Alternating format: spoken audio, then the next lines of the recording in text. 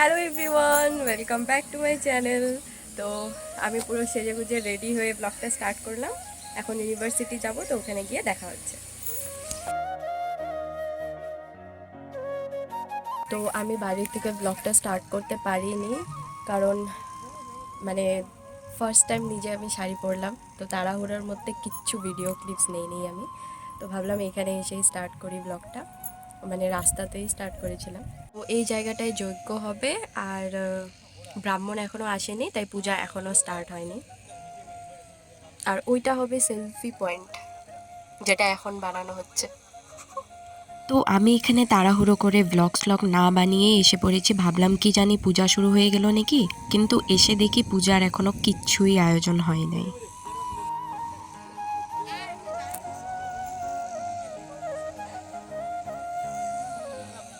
পুজোর জায়গায় এসে দেখি এখনো কিছুই সেমনভাবে হয়নি। পুরোহিত মশাইও মাত্রই এসেছে, আরও এদিকে সবাই মিলে ফল কাটাকাটি করছে।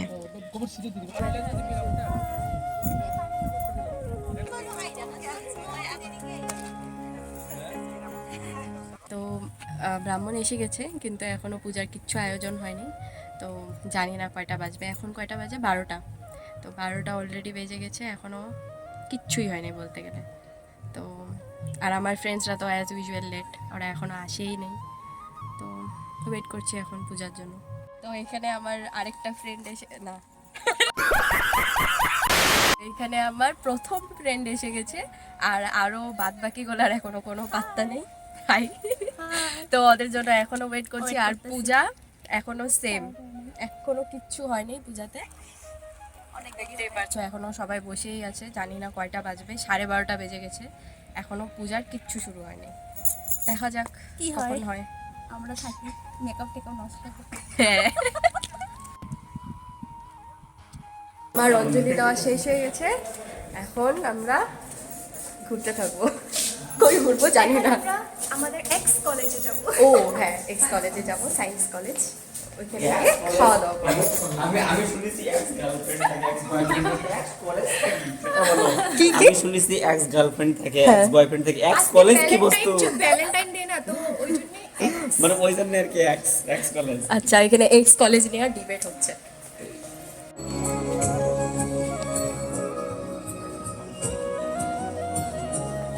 তারপর আমরা আমাদের পুরনো কলেজে চলে গেছিলাম, যেখানে ডেকোরেশনটা খুবই সুন্দর হয়েছিল, আর প্রতিমাটা তো বলার মতন নয়। আর এদিকে ঘড়ির কাঁটায় বাজে 3টেই, কিন্তু পেটের মধ্যে শুধুই জল পড়েছিল।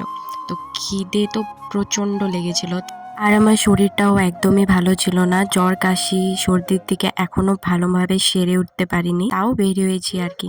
আর এখানে ওদের প্রসাদ দেওয়া দেখে আমার সত্যি নিজের স্কুলের কথা মনে পড়ে যাচ্ছিল। আমরাও সারাটা দিন এভাবে সবাইকে প্রসাদ দিতাম, সব টিচার্সদের সাথে হাতে হাতে সব করে দিতাম। কত এক্সাইটমেন্ট ছিল তখন।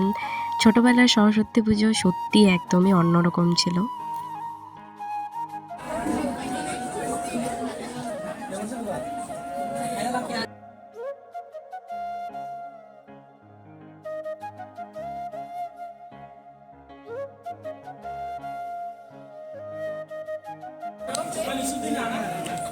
ফ্রেন্ড ও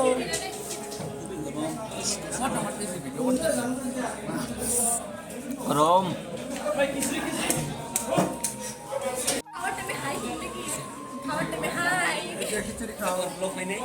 হ্যালো গাইস, খিচুড়ি খাও। তোর করছি ভিডিও ভিডিও হাই অন হচ্ছে তো।